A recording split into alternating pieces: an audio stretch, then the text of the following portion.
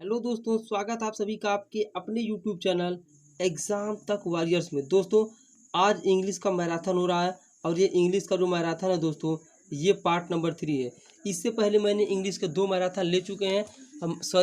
English का मैं 2 marathon ले चुका हूँ और ये तीसरा मैराथन है दोस्तों। लगभग हम 100 क्वेश्चन के आसपास एग्ज़ाम से पहले करेंगे। और जैसा कि मैंने आप सभी को बता दिया है कि दोस्तों 1 अगस्त से, कब से दोस्तों, 1 अगस्त से जो है हम जो है कंसेप्ट वाइज क्लास करने वाले। कंसेप्ट वाइज मतलब इधर प्रयास कर रहा हूँ मतलब जुलाई में ही टॉप 100 सब खत्म हो जाए और उधर हम चलेंगे कंसेप्ट वाइज क्लास की तरफ, चाहे मैथ हो, चाहे रीजनिंग हो, चाहे जो हो, ठीक है ना। उससे पहले मैं आपसे छोटी सी रिक्वेस्ट करूंगा कि वीडियो को लाइक कर दीजिए, जो भी चैनल पर नए चैनल को सब्सक्राइब जरूर करें। और हाँ, ये NBE सिलेक्शन बैच में आना ना भूलें, जिसमें आपको क्या क्या मिलने वाला, mock test, important classes, video solution, daily का टारगेट, और सिर्फ दोस्तों 99 रुपये में। 99 रुपये में इस क्लास में मतलब ऐसा बहुत सारा चीज़ प्रोवाइड कराया जाएगा जो कि आपको कहीं पर और नहीं मिलेगा। ठीक है दोस्तों, तो चलिए वीडियो को शुरू करते हैं। और जिन्होंने लाइक नहीं किया लाइक कर दे। चलिए क्वेश्चन की तरफ बढ़ते हैं दोस्तों। क्वेश्चन लेते हैं आज का हम अपना पहला क्वेश्चन। ठीक है दोस्तों, देखिए जनरल इंग्लिश से क्लास की तरफ हम आ चुके हैं और इससे पहले 2 मैराथन हो चुका, आप सभी को पता है। जनरल इंग्लिश, ठीक है, आपके एग्जाम में सीधे जाके पूछे जा सकते हैं। दोस्तों देखते हैं, कह रहा है इन क्वेश्चन नंबर 51 टू 55, यानी कि 51 से लेकर 55 तक क्या है, a part of the sentence is underline. कोई मतलब कोई सेंटेंस दिया रहेगा, ठीक है ना। इस तरह एक सेंटेंस दिया, 2 3 4, तो यहाँ एक ऊपर वाला अंडरलाइन नहीं रहेगा और ये चेक करना नीचे में से कि कौन सा जो है सूटेबल उसके जगह पर हो सकता है। तो चलिए क्वेश्चन की तरफ बढ़ते हैं। कह रहा है, ध्यान से देखिएगा, the closer I approach the valley so more dense became the vegetation. दोस्तों डेंस का मतलब होता है घना, अप्रोच मतलब होता है पहुंचना, और वैली का मतलब होता है दोस्तों घाटी, और वेजिटेशन का मतलब तो आप जानते ही हैं। तो यहाँ पे ये कह रहा है कि so more dense became the vegetation के जगह पर क्या आ सकता है। दोस्तों एक बात बता रहा हूँ यहाँ पे देखिए, द डेंस वेजिटेशन केम, ये तो नहीं आएगा। The more dense Beckham, the ये भी नहीं आएगा। तो दोस्तों यहाँ पे यह और यह इन दोनों में टकराव हो रहा है दोस्तों, कि नो इम्प्रूवमेंट होगा या द वेजिटेशन आएगा। तो दोस्तों यहाँ द वेजिटेशन आएगा। रीजन ये है दोस्तों, जब कभी भी जैसे मान लीजिए the closer I approach the valley, घाटी के पास पहुंचा, इसलिए तो वहाँ पे घनी नहीं ना हो गई। जैसे आप मान लीजिए आप कहीं पर घूमने गए, कहीं पर जो है वॉकिंग करने गए, तो वहाँ पे जाने के बाद ऐसा तो नहीं so more dense become the vegetation, वहाँ पे जाने के बाद तो घनी घनी आबादी कुछ घनी नहीं ना हुई, घनी वेजिटेशन नहीं ना हुई, वो पहले से थी दुनिया दोस्तों, वो पहले से ही थी। इसलिए यहाँ पे हम चले जाएंगे द के साथ। और यहाँ पे पूरा फुल डिफिनेशन देख लीजिए। रेखांकित वाक्यांश का स्थान और विकल्प see the more dense became the प्रयोग वाक्य को अर्थपूर्ण बनाता है। यानी कि जो द मोर यहाँ पे है दोस्तों, यहाँ पे क्या करता है, अर्थपूर्ण यहाँ पर बना देता है, यानी कि ऑप्शन नंबर सी। अगले क्वेश्चन की तरफ आ गए हैं। He had not even seen her presence in the same room. दोस्तों ये कह रहा है यहाँ पे सीन के जगह पर क्या आएगा। ठीक है दोस्तों, यहाँ पे देखेंगे हम। पहली बात देखिए, he had not even seen her presence in the same room. तो दोस्तों यहाँ सीन के जगह पर क्या आएगा, जैसा कि ऑप्शन देगा रजिस्टर्ड, क्या जाएगा, रजिस्टर्ड आएगा। रिजेक्टेड और रिग्रेटेड होगा नहीं, तो सिंपल सी बात, हम किसके साथ जाएंगे, रजिस्टर्ड के साथ जाएंगे। यानी कि उसने कमरे को क्या किया था, उस समय के लिए रजिस्टर्ड कर लिया था। अगला क्वेश्चन देखिए, he is on the brink of financial ruin. दोस्तों यहाँ पे हम बात करते हैं ब्रिंक ऑफ का मतलब। देखिए ब्रिंक ऑफ का मतलब होता है दोस्तों किनारा, ब्रिंक ऑफ का मतलब क्या होता है, किनारा। ठीक है, अब यहाँ पे ऑन द ब्रिंक ऑफ का अर्थ होता है अज्ञात या भयानक। ऑन द ब्रिंक ऑफ का मतलब क्या होता है दोस्तों, अज्ञात, भयानक या उत्तेजित अवस्था के पास का बिंदु। तो यहाँ पे जो भी दे रखा ऑन द ब्रिंक ऑफ, ये सही है। और रूइन मतलब होता है दोस्तों बर्बादी, ठीक है ना। यानी कि वह बर्बादी के किनारे पर खड़ा है, वह बर्बादी के किनारे पर खड़ा है, मतलब वह बर्बाद होने वाला। तो याद रखिएगा, ब्रिंक ऑफ का मतलब होता है किनारा, और इसमें नो इम्प्रूवमेंट है, यानी कि ऑप्शन नंबर डी सही है। दोस्तों वीडियो को लाइक कर दिए, जो भी चैनल पर नए चैनल को सब्सक्राइब जरूर करें। दोस्तों ब्रिंक ऑफ मतलब क्या होता है, किनारा। और फाइनेंशियल तो आप जानते हैं, फाइनेंशियल प्रॉब्लम होता है सबकी। अगला कह रहा है prohibition is better than cure. ध्यान से देखिएगा, prohibition is better than cure. यहाँ पे दोस्तों एक बात बता दे रहा हूँ, यहाँ पे जो ये प्रोविजन लिखा है ना, इसके जगह पर ये आएगा ऑप्शन नंबर ए प्रिवेंटेंशन। अब आप कहेंगे सर ये क्यों आएगा, रीजन बता दे रहा हूँ, क्योंकि ये कहावत है दोस्तों। कहावत बोले तो क्या, एक प्रोवर्ब है जो पूरा का पूरा ये कहलाता है कि prevention is better than cure. क्या होता है दोस्तों, prevention is better than cure, ये नहीं होता, ये पूरा का पूरा एक कहावत है। और इसका अर्थ होता है दोस्तों, इसका अर्थ बता रहा हूँ, परहेज एक इलाज है, ठीक है ना। इसका अर्थ क्या होता है दोस्तों, परहेज एक क्या है, इलाज है। परहेज एक इलाज है, इसका अर्थ होता है। किसका अर्थ होता है दोस्तों, prevention. Prevention is better than cure का मतलब होता है कि परहेज एक इलाज है, जबकि प्रोहिबिशन का यहाँ पे कहीं पर भी कोई भी यूज नहीं है। ठीक है दोस्तों, अच्छे से समझ में आ रहा है तो आप सभी चैनल को सब्सक्राइब जरूर करें, और जो हमारा बैच है दोस्तों उसको लेना ना भूलें। चलिए आगे बढ़ते हैं। क्वेश्चन नंबर 55, इट वाज सी, ध्यान से देखिए, गजब का क्वेश्चन है, ठीक है ना, पूरा लेते हैं यहाँ से। चलिए, it was she not me who put forth the attractive proposition. ध्यान से देखिएगा, यहाँ पे आपको आंसर तो पता चल गया है कि आंसर ए आने वाला है, लेकिन क्यों आंसर आने वाला है, ध्यान से देखिएगा। यहाँ पे दोस्तों, यहाँ पे सी है ना, ध्यान से देखिएगा, सी क्या है यहाँ पर, सी सब्जेक्ट है ना। अगर दोस्तों सी सब्जेक्ट है तो नॉट के बाद कभी भी इस तरह का आप केस देखें ना, तो यहाँ पर भी सब्जेक्ट ही आएगा। ये चीज़ अपने दिमाग में बैठा लीजिए, ठीक है ना, इस चीज़ को आप अपने दिमाग में क्या कर लीजिए, बैठा लीजिए। तो चलिए दोस्तों आगे बढ़ते हैं।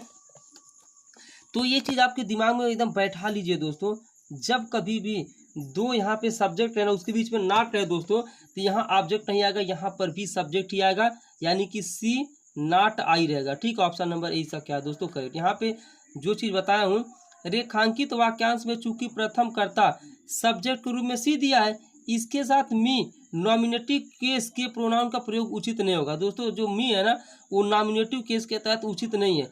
द्वितीय कर्ता सब्जेक्ट के रूप में मी के स्थान पर आई का प्रयोग उचित होगा, अतः विकल्प ए सही होगा। समझ गए होंगे ना दोस्तों, जिस बुक से मैं पढ़ा रहा हूँ पूरा डिटेल में दिया है, कोई दिक्कत नहीं है। अगला क्वेश्चन कह रहा है, इन क्वेश्चन नंबर 56 to 60, यानी कि 56 से लेके 60 तक, ठीक है ना, ये जान लीजिए सिनोनिम्स पूछ रहा है। क्या पूछ रहा है, सिनोनिम्स पूछ रहा है। तो चलिए देखते हैं,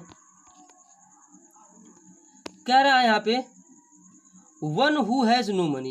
वन मीन्स होता है एक, मतलब one who has no money, जिसके पास कुछ भी रुपया पैसा नहीं होता है, उसको क्या बोलते हैं, उसको पेपर बोलते हैं। क्या बोलते हैं, पेपर बोलते हैं, जिसके पास कुछ भी नहीं होता है। ऐसा व्यक्ति जिसके पास रुपया अथवा धन न हो, पेपर मतलब होता है कंगाल, मुफलिस कहलाता है, ठीक है ना। अब अदर जो ऑप्शन उसकी भी बात कर लेते हैं दोस्तों। यहाँ पे दे रखा है, देखिए, ईगोइस्ट दे रखा है, ईगोइस्ट इसका मतलब अहंकारी, स्वार्थी होता है। और ये पेडेस्ट्रियन का मतलब क्या होता है, पैदल, नीरस, ये तरीके से होता है। और वॉलंटियर मतलब होता है दोस्तों स्वयं सेवक। तो इन सोने से मतलब नहीं है, हमारा आंसर हो जाएगा ऑप्शन नंबर डी के साथ चले जाएंगे। ठीक है दोस्तों, वीडियो थोड़ा सा भी अच्छा लगे तो लाइक जरूर करें दोस्तों। A tank in which fish are kept is called, जिसमें फिश को रखा जाता है उसे क्या बोलते हैं, ये तो हर एक बच्चे को पता होगा कि उसको एक्वेरियम बोला जाता है। एक्वेरियम का मतलब होता है दोस्तों मछली घर। क्या बोलते हैं, मछली घर। समझ में आया ना। अब यहाँ पे जो अदर ऑप्शन है उसकी हम बात कर लेते हैं दोस्तों। इक्वाटून मतलब क्या होता है इसका, इक्वाटून का मतलब होता है दोस्तों अनुचित्रित करना।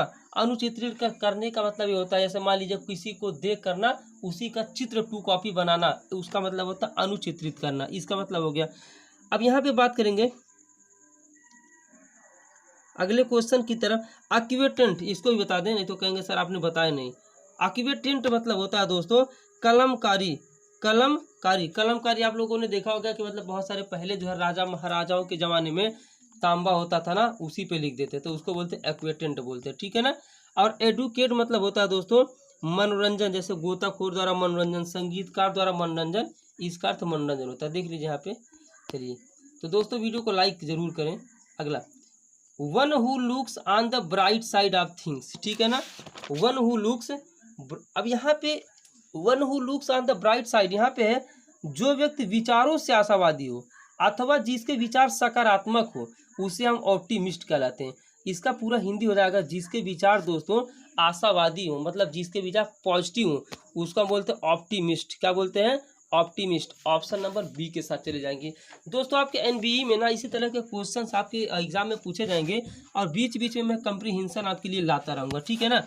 और सारे ऑप्शन को हम देख लेते हैं। पेसिमिस्ट मतलब होता है निराशावादी। इनफेलिएबल मतलब होता है अमोघ, अमोघ होता अचूक होता है। जैसे अचूक मतलब होता है वो चीज़ मतलब एकदम ब्रह्म बाण समझ लीजिए। हाइपोक्राइट मतलब होता है ऐसा ढोंगी, आपने सुना होगा ना, बहुत सारे सोखा ओझा पड़े हुए हैं, पैसा लेकर कुछ ढोंग वगैरह करते हैं, ये सब चीज़ आपको पता होना चाहिए। तो हाई प्रोसेस दोस्तों देखिए, जब तक आप सारे ऑप्शन के साथ नहीं खेलेंगे ना, चाहे जीके हो चाहे इंग्लिश कुछ भी हो, तो जान लीजिए आप सक्सेस नहीं है। एक एक क्वेश्चन याद करने से एग्जाम में नहीं आते, अभी मैं लिख के दे रहा हूँ। और अगर एक एक क्वेश्चन आप रट्टा मारते हैं ना, तो आप कभी भी सरकारी नौकरी दोस्तों नहीं पा सकते हैं। आपको कंसेप्ट सीखना पड़ेगा, हर ऑप्शन को समझना पड़ेगा, तब जाकर एक सरकारी जॉब मिल पाएगी इस कंपटीशन के ज़माने में। अब यही देखिए 90 ही सीट है, लेकिन कितने लोग फाइट कर रहे हैं, दिमाग अपना लगाइए। बहुत सारे लोग जो है इसी 90 सीट के लिए दोस्तों फाइट कर रहे हैं, समझ रहे हैं आप सभी ना। Next question, a published collection of poems are other pieces of writing, यानी कि जो पोएम का कलेक्शन होता है ना, उसको हम क्या बोलते हैं, उसको हम बोलते हैं एंथोलॉजी। क्या बोलते हैं दोस्तों, एंथोलॉजी। यानी कि हिंदी में बात करें इसका हिंदी में बात करें, कविताओं का प्रकाशित संग्रह अथवा लेखन विधि की अन्य कृतियों का संग्रह एंथोलॉजी कहलाता है, ठीक है ना। अब बात करें एडिशन का मतलब क्या होता है दोस्तों, एडिशन का मतलब संस्करण होता है, ठीक है ना। ओमनी बस का मतलब होता है एक प्रकार की यात्रा गाड़ी, मतलब कोई कहीं जा रहा है ना, उस प्रकार की एक गाड़ी हो जाएगी। और कॉम्पिलेशन मतलब होता है दोस्तों संकलन, जैसे आप लोगों ने संकलन का नाम जरूर सुना होगा। संकलन या संग्रह करना, इकट्ठा करना, इसका मतलब ये होता है। तो चलिए अब बताइए, हर एक ऑप्शन को ना, हर एक ऑप्शन को जब तक आप नहीं टच करेंगे दिक्कत हो जाएगी आप सभी के लिए। प्लीज ऑप्शन को जरूर टच करें। अगला question, A doctor who treats children and infants, children मतलब होता है बच्चे, वह डॉक्टर क्या कहलाता है, जो बच्चों का जो है ट्रीट करता है और इन्फेंट्स का जो भी ट्रीट करता है, ठीक है ना। इन्फेंट मतलब होता है दोस्तों जो मतलब छोटे छोटे नवजात शिशुओं का जो है देखिए, चिल्ड्रन मतलब होता है बच्चे और इन्फेंट मतलब होता है नवजात शिशु। तो जो इस तरह का इलाज कहलाता है उन्हें बाल चिकित्सक बोलते हैं। ऑप्शन नंबर बी के साथ जाते हैं, ठीक है ना। पेडियोट्रिक्सन, पेडियोट्रिशियन बोलते हैं। अब यहाँ तो गाइनोकोल इसको क्या बोलते हैं, स्त्री रोग विशेषज्ञ, ठीक है ना। और पोडियोरिस्ट को हम बोलते हैं जो दूसरे के पैरों की देखभाल करता है, ठीक है ना, उसको हम बोलते हैं पोडियोट्रिस्ट। चलिए अगले क्वेश्चन की हम बात करते हैं। और डर्माटोलॉजिस्ट, जो हमारा ऑप्शन नंबर बी है, ये तो डर्माटोलॉजी पता है यार, त्वचा रोग विशेषज्ञ होते हैं। कौन रोग, त्वचा रोग विशेषज्ञ होते हैं। अगला क्वेश्चन यहाँ पे देखिए, आप पूरा का पूरा यहाँ पे दोस्तों दे रखा है, ठीक है ना। अगर मैं बोल रहा हूँ आप नहीं समझ पा रहे तो ये साइड में जो भी है उसको देख कर एक बार आप समझ लीजिए, और हर एक ऑप्शन को ना, हर एक ऑप्शन को आप लेकर चलेंगे तो ज़्यादा बेटर होगा, तभी जाकर एग्जाम में आप सफलता प्राप्त कर सकते हैं। अगला, in question number 61 to 66 4 words are given in each question, out of each only one is correctly spelled, यानी कि 4 है उसका एक जो है क्या है दोस्तों सही है। यहाँ पे वही चीज़ है। चलिए दोस्तों यहाँ पे हम 61 की तरफ आ गए हैं। किसके तरफ आ गए हैं, 61 की तरफ। अब यहाँ पे देखिए कह रहा है 61 में क्वेश्चन मिला नहीं क्या, यानी कि कौन सा इसमें से सही है, अब्रीविएट सही है, अब्रीविएट सही है, अब्रीविएट सही, इनमें से सही स्पेलिंग वाला जो है दोस्तों वर्ड कौन सा है, तो सही स्पेलिंग वाला दोस्तों वर्ड ये है अब्रीविएट। और इसका मतलब क्या होता है दोस्तों, ये भी तो जानना जरूरी है, ऐसे नहीं कि हम बता दिए और आप जो है सुन लिए बस रट्टा मार लिए, ये चीज़ नहीं करना है। इसका अर्थ होता है दोस्तों संक्षिप्त, क्या होता है, संक्षिप्त इसका अर्थ होता है, तो याद रखिएगा। एब्रीविएट का मतलब क्या हो गया, संक्षिप्त। आगे आगे है, अब इसमें से कौन सा गलत है कौन सा सही है, देखिए ऑप्शन सी दिया है इंटरप्रेन्योर, इंटरप्रेन्योर। तो दोस्तों इंटरप्रेन्योर का मतलब होता है नवीन व्यावसायिक, क्या होता है, नवीन व्यावसायिक। जैसे शुरू में कोई जो है मतलब व्यवसाय कर रहा, शुरू में कोई दुकान खोल रहा, कोई कुछ भी कर रहा मतलब, तो ये इंटरप्रेन्योर उसका करेक्ट स्पेलिंग है, बाकी ये तीनों क्या स्पेलिंग गलत है, ठीक है ना दोस्तों। तो चलिए यहाँ पे देख लेते हैं, इसका जो है पूरा डिफाइन देख लेते हैं, जो भी है देख लीजिए, हो गया। अब दोस्तों इसमें से कौन सा सही है, ट्रेनक्विलिटी, ये देखना ऑप्शन नंबर बी पहले से ही सही है। ट्रेनक्विलिटी इसका मतलब ये होता है, इसका मतलब ये होता है दोस्तों प्रशांति, क्या होता है, प्रशांति, क्या होता है दोस्तों, प्रशांति। तो यानी कि ये वाला बी वाला क्या है दोस्तों, सही। देख लीजिए अगले वाले में कौन सा सही है, ये सही है या ये सही है या ये सही है। नाइटिंगल हमें सेट करना है, तो दोस्तों ये नाइटिंगल ये वाला सही है, ठीक है ना। INGAL ये बर्तनी जो है दोस्तों करेक्ट है। बाकी ये तीनों के तीनों क्या है, रंग है। चलिए आगे लेकर चलें आपको। ये क्या दिया है यार, थोड़ा सा कुछ मिस्टेक हो गया। 69 दोस्तों क्वेश्चन को थोड़ा सा 2-3 क्वेश्चन क्रॉस कर दिया है। अब इसमें हमें करना क्या दोस्तों बता रहा हूँ। 69 से ये करना है कि कौन सा सेंटेंस ट्रू है। अब आएगा असली मजा, ठीक है ना। लास्ट तक जो वीडियो को देखता है दोस्तों ना, उसी को मजा आता है। जो लास्ट तक देख रहे हैं उन्हीं को मजा आता है। बाकी यार तो 1 सेकंड 2 सेकंड 2 मिनट देकर चले जाते हैं। कह रहा कौन सा सेंटेंस इसमें से ट्रू है और कौन सा सेंटेंस इसमें से फॉल्स। हम इसकी बात करने वाले हैं, ठीक है ना। पहला कह रहा है, ओह तुम क्यों आ जाते हो बार बार, क्यों आते हो, क्यों आते हो। मैन इज नॉट, देखना सही कौन है। Man is not as creative and original earthworm, ये सही है। Earthworms are intelligent and hard working, या ये सही है। Every human being is more creative and more productive than the earthworm, या ये सही है या ये सही है। तो दोस्तों इन सब में से सही कौन सा है, हमें ये चीज़ों को देखना है, ठीक है दोस्तों। अब आप लोग बताइए कि कौन सा इसमें से सही है। अब देखिए यहाँ पे हम इसके अगर ऑप्शन की बात करेंगे दोस्तों, यहाँ पे देखिए man is not as creative, ये तो गलत हो गया क्योंकि मैन इज नॉट क्रिएटिव दिया है, जबकि मैन क्रिएटिव है, ये तो पहले गलत हो गया। अब देखिए one man can do what millions of earthworm together can achieve, एक आदमी वह कर सकता है जो मिलियन ऑफ जो है अर्थवर्म कर सकते हैं। तो यार ये तो गलत हुआ ना। गलत इसलिए हुआ कि यार अब जो अर्थवर्म जो करेंगे वही आदमी करेंगे, तो कोई सवाल ही नहीं। अब ये कह रहा है बी वाले में आएंगे, earthworms are intelligent and hard working, जो केचुए होते हैं वो बुद्धिमान भी होते हैं और कठिन परिश्रमी भी होते हैं। कहीं ना कहीं ये कुछ कमजोर पक्ष है इसका, ठीक है ना, क्योंकि वे उतने हार्ड वर्किंग नहीं होते और उतने बुद्धिमान नहीं होते हैं। हाँ, लेकिन हमारा जो ऑप्शन सी है दोस्तों, every human being is more creative and more productive than the earthworm, यानी कि प्रत्येक जो ह्यूमन बीइंग है ना वो ज़्यादा क्रिएटिव मतलब रचनात्मक है, किससे, और प्रोडक्टिव उत्पादन करने वाला है अर्थवर्म से। कहीं ना कहीं ऑप्शन सी के साथ हम जाने वाले हैं, ठीक है दोस्तों। इसका आंसर क्या हो जाएगा, ऑप्शन नंबर सी। 70 की तरफ आते हैं। अगला कह रहा है, ये लग रहा पैसे से किसी का आ गया।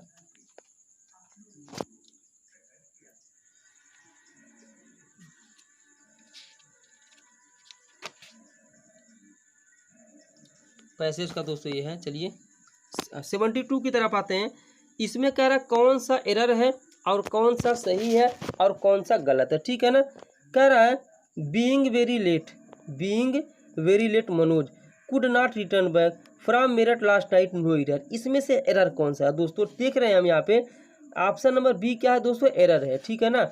इसमें एरर क्यों है, यहाँ पे एरर इस वजह से है दोस्तों, वाक्यांश भी त्रुटिपूर्ण है। क्यों, इसमें डबल निगेटिव का दोष है। ध्यान से देखिएगा, रिटर्न बैक में से केवल एक का ही प्रयोग किया जा सकता है, या तो रिटर्न का यूज करें, या तो रिटर्न का, या तो बैक का यूज करें। यार रिटर्न बैक तो गलत हो गया ना, खुद दिमाग लगाइए। रिटर्न मैंने वापस आना, बैक, दोनों चीज़ें कहीं ना कहीं इन दोनों का जो सेंस है दोस्तों ना, इन दोनों का जो सेंस है वो एक ही बनना, रिटर्न बैक का। तो कहीं ना कहीं ये बी वाला हमारे साथ जो है धोखा करा, बी वाला ही दोस्तों क्या है, गलत है। देख लीजिए यहाँ पर 73 की तरफ आ गए। कह रहा the statement made by the writer, यानी कि जो स्टेटमेंट था वो राइटर के द्वारा बनाया गया। Appears to be incorrect, doctor Zakir Hussain was not born in Allahabad, कौन सा यहाँ पर सही है और कौन सा यहाँ पर गलत है, ठीक है दोस्तों। चलिए देखते हैं, आप लोग फटाफट वीडियो को लाइक कर दीजिए दोस्तों। The statement made by the writer, ये सही है। अपीयर्स टू बी इनकरेक्ट, यानी कि वो क्या हुआ, इनकरेक्ट, गलत साबित हुआ।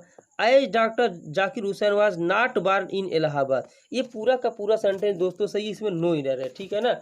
इसमें क्या है, नो एरर है। मजा आ रहा, देख लीजिए इसको, देख लीजिए यहाँ पे है, वाक्य में कोई त्रुटि नहीं। इस बात पर प्राय मतभेद है कि शहर के पूर्व प्रीपोजिशन इन का प्रयोग करें या एट का, ये सही बात है।